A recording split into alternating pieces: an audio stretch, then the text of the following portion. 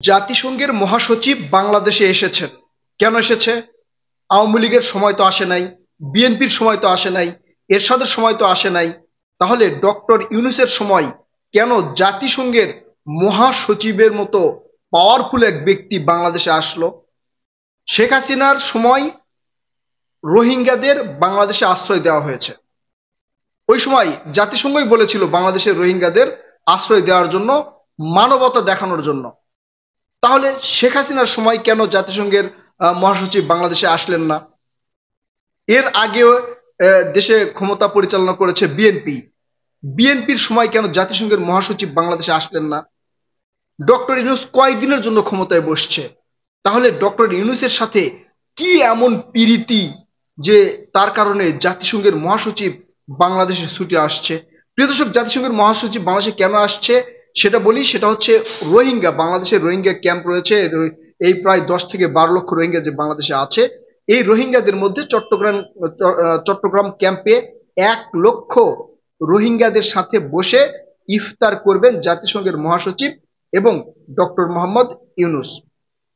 এখন আপনাদের মনে অবশ্যই প্রশ্ন হচ্ছে যে যেই আওয়ামী লীগ আপনার এই রোহিঙ্গাদের আশ্রয় দিল, সেই আওয়ামী লীগের সময় জাতিসংঘের মহাসচিব বাংলাদেশে আসলেন না, ডক্টর ইউনূস ক্ষমতায় বসলো, আর এই 5-6 মাস যেতে না যেতেই জাতিসংঘের মতো শক্তিধর একটা মানে রাষ্ট্র, তার মহাসচিব চলে আসলেন। কারণ কি? ডালমে কুচ কালা হে নাকি? এই যে শেখ হাসিনা কিন্তু মাঝে মাঝেই বলতেন যে আমি ক্ষমতায় থাকতে পারবো যদি সেন্ট মার্টিন বা মোংলা বন্দর কোনো এক দেশকে দেওয়া হয়, তাহলে আমি ক্ষমতায় থাকতে পারবো, তাছাড়া আমি ক্ষমতায় থাকতে পারবো না। শেখ হাসিনা অনেক চেষ্টা করেছিল এই লাস্টের যে নির্বাচন, 24-এর নির্বাচনের আগে আমেরিকায় প্রায় 20-25 দিন অবস্থান করে আমেরিকার যেই সরকারি পর্যায়ের নীতি নির্ধারক পর্যায়ের যেই প্রশাসনিক লোক ছিল, তাদের কারোর সাথেই কিন্তু শেখ হাসিনা দেখা করতে পারেনি। তখন আমেরিকা থেকে সে ব্যাগ হয়ে চলে আসছে। এছাড়াও জাতিসংঘের মহাসচিব তো দূরের কথা, আমেরিকার প্রেসিডেন্ট থেকে শুরু করে ডোনাল্ড লুটু যারা ছিল তার কারোর সাথেই শেখ হাসিনা দেখা করতে পারেনি। এখন ডক্টর ইউনূস ক্ষমতায় বসেছে, এই দেশ আসতেছে, ওই দেশ সাহায্য দিচ্ছে। তার মানে কি ডক্টর ইউনূস কি আমেরিকা বা জাতিসংঘকে এই সেন্ট মার্টিন অথবা মোংলা বন্দর দিয়ে দিচ্ছে? আমরা কিছুদিন আগে কিন্তু একটা খবর শুনেছি যে মায়ানমারে যাওয়ার জন্য বাংলাদেশের করিডোর চাই আমেরিকা। সেটা কি আসলে ডক্টর ইউনূস দিয়ে দিচ্ছে, বা সেটা নেওয়ার জন্যই কি এই মহাসচিব বাংলাদেশে আসছেন? প্রিয় দর্শক, আপনাদের কি মনে হয়? আমার মনে হয় না। এটাই হচ্ছে ডক্টর ইউনূস। এর নামই সম্মান, এর নামই মানবতা, এর নামই ভ্রাতৃত্ববোধ। আসলে পশ্চিমা যে বিশ্বগুলো আছে, পশ্চিমা যে দেশগুলো আছে, তারা সম্মানী ব্যক্তিদের সম্মান দিতে জানে। তারা ডক্টর ইউনূসকে নোবেল বিজয়ী অর্থাৎ নোবেল পুরস্কার দিয়েছেন, নোবেল বিজয়ী ঘোষণা দিয়েছেন। তারা জানে যে ডক্টর ইউনূসের সম্মান কতটুকু। আমাদের রাজনৈতিক দলগুলোর যে সম্মান না আছে পশ্চিমা বিশ্ব বা বিভিন্ন দেশে, তার চেয়ে কয়েক গুণ বেশি সম্মানিত হচ্ছে আমাদের ডক্টর ইউনূস। তাই ডক্টর ইউনূস ক্ষমতায় আসার পরে বাংলাদেশের অনেক চিত্র পাল্টে যাচ্ছে। দিল্লিতে ইউরোপে যাওয়ার যে ভিসা প্রসেসিং করা হতো সেটা বাংলাদেশে নিয়ে আসছে। 9টা দেশের ভিসা প্রসেসিং এখন বাংলাদেশ থেকেই করতে পারবে বাংলাদেশের নাগরিকেরা। ফিফাতে অর্থ কেলেঙ্কারির জন্য বাংলাদেশের যেই ফুটবল ফেডারেশন তাকে নিষিদ্ধ করেছিল, ডক্টর ইউনূসের হস্তক্ষেপে সেটা আবার সে নিষিদ্ধ তুলে নেওয়া হয়েছে। তার মানে ডক্টর ইউনূস কি আপনারা বুঝতে পেরেছেন? প্রিয় দর্শক, ডক্টর ইউনূস হচ্ছে সেই জিনিস যাকে বাংলাদেশের নেতৃত্বে রাখলে পুরো আন্তর্জাতিক মহল, পুরো বিশ্ব বাংলাদেশকে অন্য চোখে দেখবে।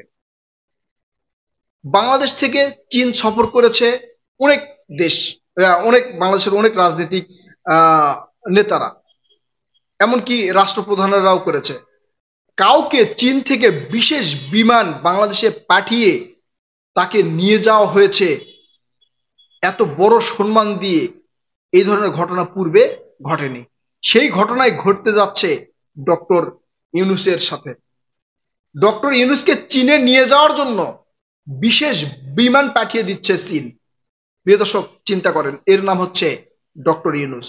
ওই যে সেন্ট মার্টিন নিবে, বাংলাদেশ দিয়ে করিডোর তৈরি করবে, মোংলা বন্দর নিবে। ডক্টর ইউনূস এত কাঁচা খেলোয়াড় নয় যে কেউ একজন চাইলো তাকে দিয়ে দিল কোনো স্বার্থ ছাড়াই।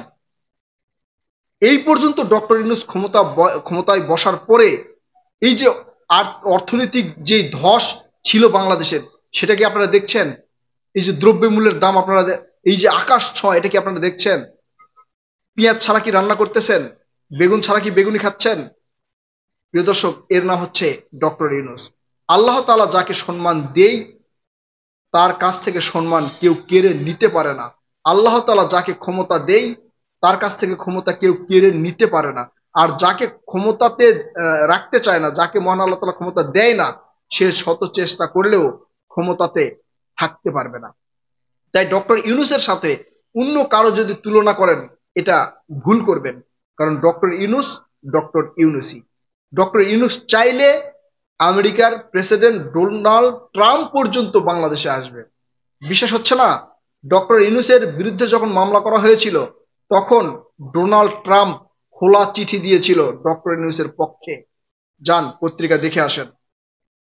ডক্টর ইউনূস চাইলে মুদিও বাংলাদেশে আসবে, মানে ওই ইয়ার মতো, মানে ডাকলেই তুতু করে ডাকলে যারা আসে ওইরকম আসবে, আসতে বাধ্য। ডক্টর ইউনূস যতদিন পর্যন্ত বাংলাদেশের ক্ষমতায় থাকবে, আন্তর্জাতিক বিশ্বের কেউ বাংলাদেশে চোখ গরম করে দেখাতে পারবে না। কারণ ডক্টর ইউনূসের একটা ফোনই যথেষ্ট। এই যে জুলাই আগস্টে আন্দোলনে এই আরব আমিরাতে বাংলাদেশিদের গ্রেপ্তার করা হয়েছিল, তাদেরকে অনেকের ফাঁসির ব্যবস্থা করা হয়েছিল, ডক্টর ইউনূসের এক ফোনেই তাদেরকে ছেড়ে দেওয়া হয়েছে। এর নাম ডক্টর ইউনূস। এটা হচ্ছে আমাদের গর্বের জায়গা, ডক্টর ইউনূস। ডক্টর ইউনূস যতদিন বাংলাদেশের ছাদ হয়ে থাকবে, ছায়া হয়ে থাকবে, ততদিন পর্যন্ত বাংলাদেশ নিরাপদ, ততদিন পর্যন্ত বাংলাদেশের মানুষ নিরাপদ। তার মানে এই নয় প্রিয় দর্শক, আমি নির্বাচন চাচ্ছি না, গণতন্ত্র চাচ্ছি না। আমি চাই এরপরে যে দলগুলো ক্ষমতায় আসবে তারা যেন ডক্টর ইউনূসের এই যে প্রভাব, ডক্টর ইউনূসের এই যে আদর্শ, এই আদর্শকে যেন তারা ধরে রাখে।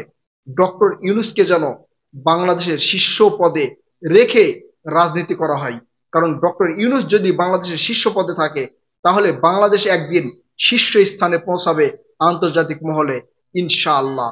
ডক্টর ইউনূস যদি সুষ্ঠু নির্বাচন দেই, যদি না দিবে ইনশাআল্লাহ, সুষ্ঠু নির্বাচন দিয়ে যে রাজনৈতিক দলকে ক্ষমতা দিবে জনগণ, বা ক্ষমতায় যে রাজনৈতিক দল বসবে, সেই রাজনৈতিক দলের মানে নেতাকর্মীদের, সেই রাজনৈতিক দলের প্রধানকে একটা অনুরোধ থাকবে, ডক্টর ইউনূসকে রাষ্ট্রপতি পদে রাখেন। বাংলাদেশ ইনশাআল্লাহ সকল রাষ্ট্রের ঊর্ধ্বে মাথা উঁচু করে দাঁড়াতে পারবে, ইনশাআল্লাহ, ইনশাআল্লাহ, ইনশাআল্লাহ।